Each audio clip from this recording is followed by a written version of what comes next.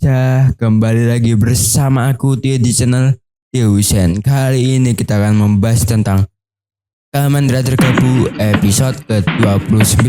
Tapi sebelum kita mulai ke videonya, kita intro dulu. Let's go. AM to the PM, PM to the AM. If I quit your PM, I still rock with Savior's home. If I quit this season, I still be the greatest. Episode 29 dari Kamen Rider Gabu datang dengan vibe yang beda dari biasanya. Lebih tenang, tapi justru makin bikin penasaran nih. Setelah beberapa episode terakhir yang isinya penuh ketegangan dan aksi tanpa henti, kali ini kita diajak buat nikmatin suasana yang lebih santai nih. Tapi jangan salah ya, di balik ketenangan itu banyak banget hal yang tersembunyi yang justru jadi pondasi penting buat konflik ke depannya. Mulai dari simbol-simbol misterius, petunjuk kecil yang nyelip di dialog, sampai dinamika karakter yang mulai kerasa berubah.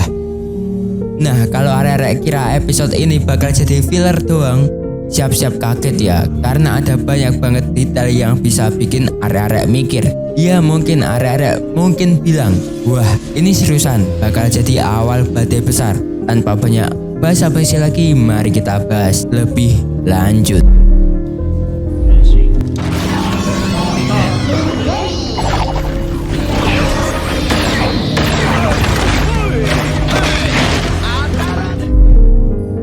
Di tengah upaya Gabu dan timnya buat menjaga keseimbangan antara dunia manusia dan dunia lain, muncul momen yang mengejutkan.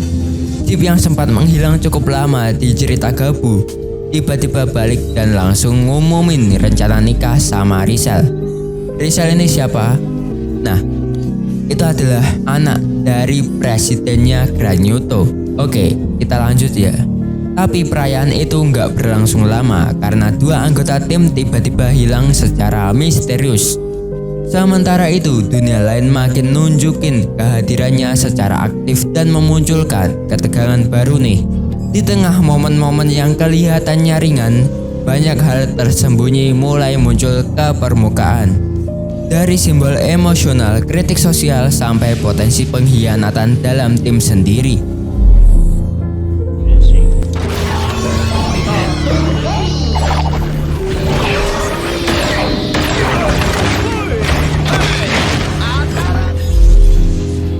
Salah satu scene yang kelihatannya biasa aja muncul istilah Jepang yaitu Oraimairi, yang kalau diterjemahin harfiah artinya adalah kunjungan buat ngucapin terima kasih. Biasanya tuh ke kuil ya. Tapi yang bikin merinding yaitu istilah ini juga punya makna gelap, yaitu kunjungan buat balas dendam, terutama di dunia kriminal kayak Yakuza. Nah, waktu Chip di episode ini ngucapin kata itu, langsung muncul tanda tanya yang besar banget di kepala penonton. Ini niatnya tulus atau ada agenda tersembunyi nih? Pemilihan kata ini jadi semacam kode diam-diam buat yang paham budaya Jepang, dan nunjukin betapa cermatnya penulisan dialog di Gabu yang bisa nyelipin makna ganda kayak gini dengan halus.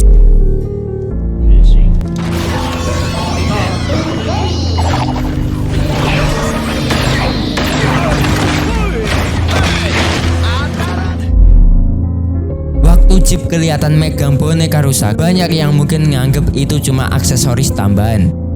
Tapi ternyata momen itu punya makna simbolis yang kuat. Boneka rusak ini nunjukin kondisi emosional Chip yang gak utuh. Kayak ada bagian dari dirinya yang belum sembuh dari masa lalu. Ya kalian yang udah nonton Kamen Rider Gabu pasti paham ya. Terus pas boneka itu hampir diambil sama Rizal, itu kayak ngewakilin konflik batin ya. Ada pihak yang coba nguasain atau ngambil kendali atas memori dan identitas dia. Makna tersembunyi kayak gini bikin scene kecil jadi punya bobot emosional yang dalam banget. Dan bisa jadi foreshadowing kalau masa lalu Chip bakal meledak di episode-episode selanjutnya.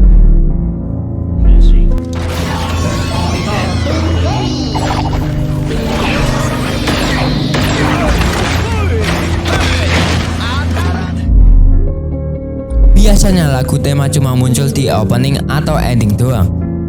Tapi di episode ini, lirik lagu temanya disisipin ke dalam cerita. Dan bukan asal tempel, ini translatean ya. Lirik kayak kerinduan yang manis sampai pahit, atau momen yang gak bisa kembali lagi. Langsung ngena ke perasaan karakter yang lagi bimbang atau ngerasa kehilangan. Ini bukan cuma bikin suasana jadi lebih emosional, tapi juga jadi petunjuk halus soal konflik yang bakal datang nih. Teknik ini jarang banget dipakai di series tokusatsu, apalagi buat nyampein narasi internal karakter tanpa harus pakai dialog langsung. Jadi selain bikin suasana makin dalam, ini juga jadi cara keren buat nge-bridge antara musik dan storytelling.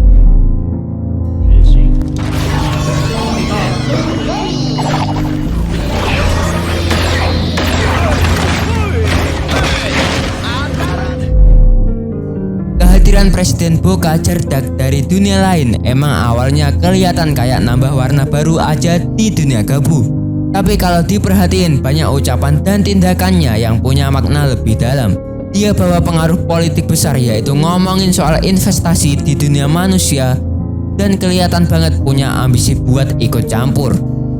Ini gak jauh beda sama isu dunia nyata tentang negara-negara kuat yang suka intervensi urusan negara lain demi kepentingan ekonomi mereka sendiri.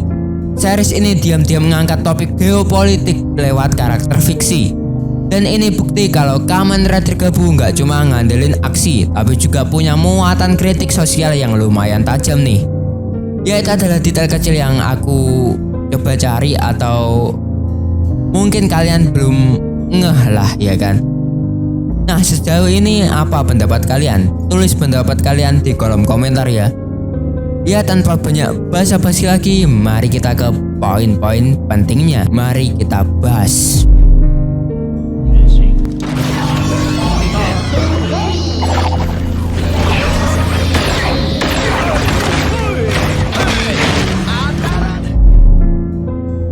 Balik lagi ke markas setelah lama menghilang dari series Gabu, dan langsung ngedrop kabar dia mau nikah sama Rizal. Semua keluarga Stomach kaget ya, dan langsung muncul banyak pertanyaan. Apa Jim masih di pihak keluarga Stomach, atau sekarang dia udah pindah haluan ke dunia lain nih? Pernikahan ini gak sesimpel kisah cinta biasa. Ini bisa jadi langkah diplomatik yang punya dampak besar antar dunia.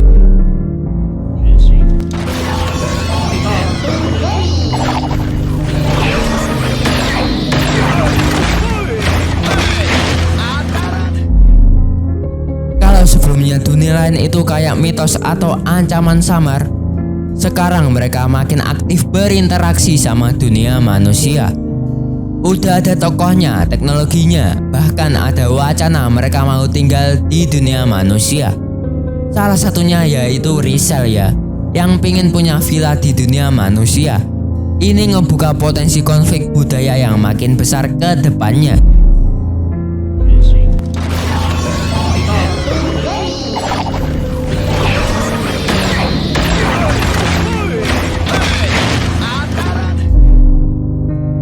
Keluarga Stomach kelihatan makin retak ya.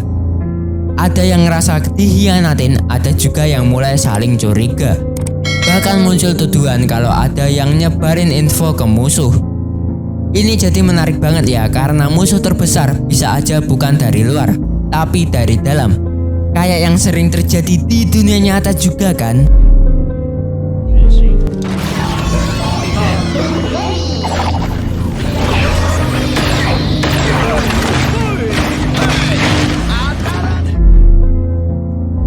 Orang lagi santai setelah main basket, dua anggota tim hilang dan gak balik-balik. Dugaan kuat yaitu mereka diculik. Ini bikin suasana yang tadinya chill jadi tegang lagi. Soma dan Lakia langsung turun tangan buat nyari mereka, dan jelas ini bakal jadi pemicu besar buat konflik berikutnya.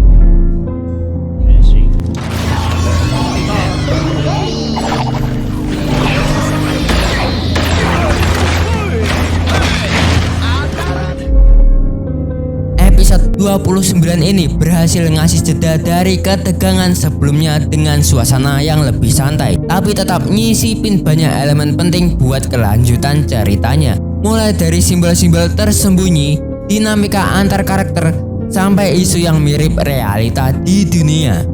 Semuanya dibungkus dengan narasi yang padat tapi tetap enak diikutin. Jadi meskipun kelihatannya chill, jangan sampai arek-arek lengah. Karena episode ini penuh petunjuk buat badai yang bakal datang di episode berikutnya. Yaitu adalah kesimpulanku buat episode 29 dari Kamen Rider Gabu. Gimana nih menurut kalian setelah dengar pembahasan kali ini? Apakah kalian punya pendapat lain atau ada yang kurang dari pembahasan ini? Tulis saja di kolom komentar ya. Tapi menurutku setelah menonton episode ini emang chill banget ya. Tapi setelah Jeep akan menikah dengan Rizal, aku jadi berpikir lagi nih, Jeep itu laki-laki atau perempuan nih? Sebelumnya aku mengira itu adalah perempuan karena suaranya itu juga perempuan, juga perawakannya seperti perempuan ya. Tapi setelah menonton episode ini, bisa aja dia laki-laki. Gimana nih menurut kalian? Tulis pendapat kalian di kolom komentar ya. Menurutku aneh juga ya, Jeep dan Sita. Kukira kembar bersaudara perempuan aja, ternyata laki-laki dan perempuan. Aduh. Semoga aja ada penjelasan yang lebih di episode berikutnya. Ya, segitu dulu untuk video kali ini. Jangan lupa subscribe agar kalian tidak ketinggalan video terbaru dari channel ini. Like kalau kalian suka, dislike kalau kalian jelek, dan share video ini. Follow IG-ku yang ada di sini. Jangan lupa senyum hari ini. Wassalamualaikum and dah.